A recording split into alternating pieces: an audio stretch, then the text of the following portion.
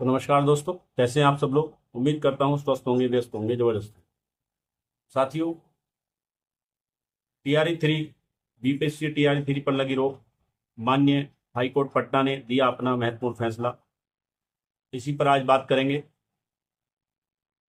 कि क्या एनआईएस वालों को इसमें अब वापसी का मौका मिल सकता है। इस बिंदु पर भी बात करेंगे। साथियों, बात शुरू करने से पहले आपका अपने यूट्यूब चैनल गेट सॉल्यूशन में स्वागत है।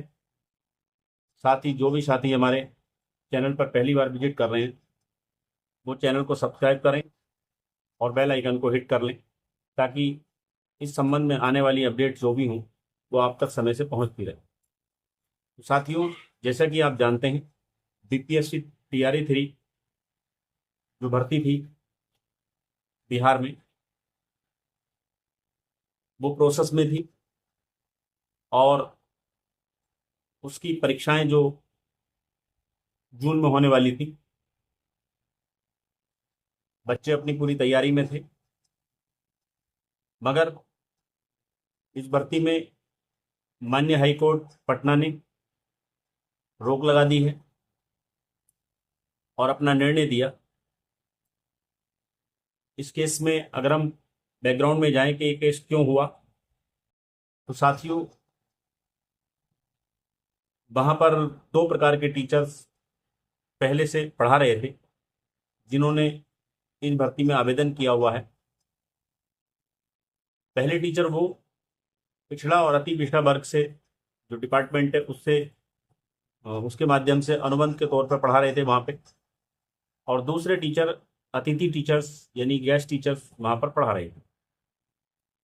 तो इस भर्ती में हुआ यूँ कि वहाँ के बीपीएससी ने जो है,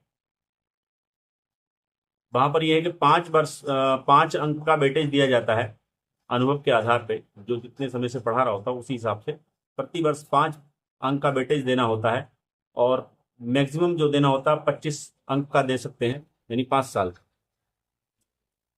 तो हुआ ये कि इन्होंने जो वहाँ पर अनुबंध में पढ़ा रहे थे टीचर, पिछड़ा वर्ग अति पिछड़ा वर्ग डिपार्टमेंट से, उन लोगों को ये वेटेज देने की बात उन्होंने रखी थी, और अतिथि टीचर्स को ये वेटेज देने के लिए वहाँ पे मना किया हुआ। तो ऐसे में अतिथि टीचर्स को लगा कि हमारे साथ ये अन्याय हो रहा है, समानता का अधिकार के हिसाब से हमें ये चीज़ें नहीं मिल रही हैं, जो आर्टिकल 14 है उसका ये वायलेशन हो रहा है।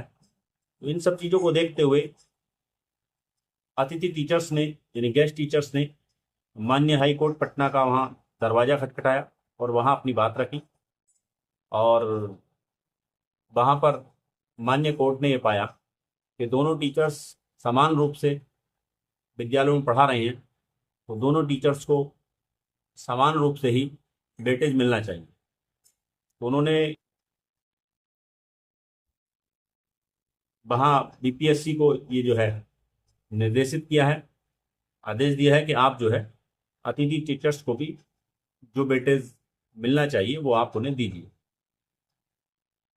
तो ये तो बात हुई कि इस निर्णय से जो है जो गेस्ट टीचर्स हैं उनको न्याय मिला है और उन्हें समानता का अधिकार जो है वो मिला है। और ये भर्ती जो है अब बाद में फिर जब भी परीक्षाओं की डेट नियत होगी तब होगी, जून के बाद। तो देखते हैं कितना इसमें डिले होता है। लेकिन साथियों, ये एनआईएस वालों के लिए भी एक अच्छी खबर है। एनआईएस वालों को भी एक वापसी का मौका यहाँ पर मिल रहा है। बस एनआईएस वालों को ये होगा कि जो 29 जुलाई की जो उनकी टीपी केस की सुनवाई माननीय सुप्रीम कोर्ट में होनी है, उसमें वो पूरी ताकत लगा दें, ताकि उस दिन सुनवाई से कुछ चीज़ें पॉजिटिव आई, पॉजिटिव निकल के आएंगी। और अगर पॉजिटिव चीज़ें निकल के आती तो एनआईएस का यहाँ पर वापसी होने के पूरे पूरे चांस बने। ये मामला जितना डिले होगा, जितना लेट होगा, उतना ही एनआईएस वालों के पक्ष में अच्छा होगा। तो साथियों, हालांकि बीपीएससी टीआरई 3 इसको फिर एग्ज़ाम के लिए कब प्रोसेस करती है कितना समय लगेगा ये तो एक अलग मैटर है, लेकिन उम्मीद कर सकते हैं कि जितना ये लेट होगा उतना एनएच वालों के लिए ये अच्छा होगा। तो साथियों, इसी के साथ अपनी बात को समाप्त करूंगा, और बाकी जब भी कोई इस संबंध में अपडेट्स होगी उसको लेकर के फिर आपके बीच हाजिर होऊंगा। साथियों, तब तक के लिए नमस्कार, धन्यवाद।